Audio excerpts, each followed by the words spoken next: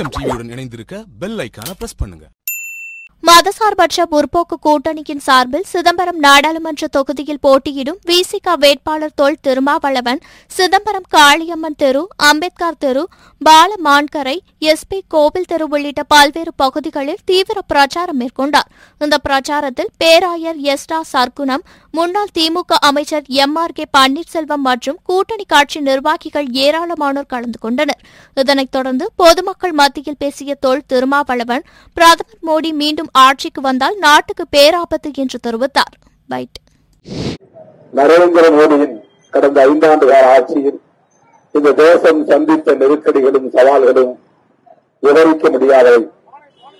அவர் மீண்டும் ஆட்சிக்கு வந்தால் நாட்டுக்கு பெரும் ஆபத்து, அரசியலமைப்பு சட்டத்திற்கு ஆபத்து, ஜனநாயகத்திற்கு பேராபத்து, அனைத்து தரப்பு மக்களும் பாதிக்கப்படும் அவலம் தொடரும்.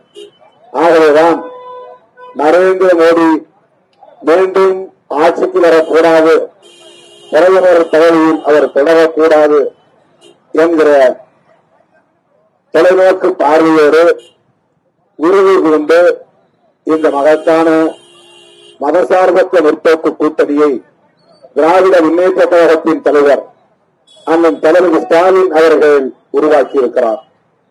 நாட்டு நலன் கருதி ராகுல் காந்தியை இந்த நாட்டின் பிரதமராக்க வேண்டும் என்று உறுதி கொண்டிருக்கிறார். அவருடைய கனவு நனவாக ராகுல் காந்தி பிரதமராக, ஊர் சொத்தும் உலகம் சொத்தும் ஊதாரி பிரதமர் நரேந்திர மோடியை ஆட்சி அதிகார பீடத்திலிருந்து விரட்டி அடிக்க உங்களின் மேலான ஆதரவை நாடி உங்கள் இல்லம் தேடி உங்கள் வீதிக்கு வந்திருக்கிறோம். ஜனநாயகத்தில் கருத்து சொல்ல அனைவருக்கும் சுதந்திரம் உண்டு. 2 மாதங்களுக்கு முன்பு அவர் எங்கோ பேசினதை அடிப்படையாக வைத்து அவருடைய பிரச்சார கூட்டத்திற்குள்ளே சில மதவாத சக்திகள் புகுந்து வன்முறையில் ஈடுபட்டிருக்கிறார்கள், தாக்குதல் நடத்தியிருக்கிறார்கள். இந்த போக்கு ஜனநாயகத்திற்கு புறம்பானது, கண்டிக்கத்தக்கது. மிக வன்மையாக கண்டிக்கிறோம்.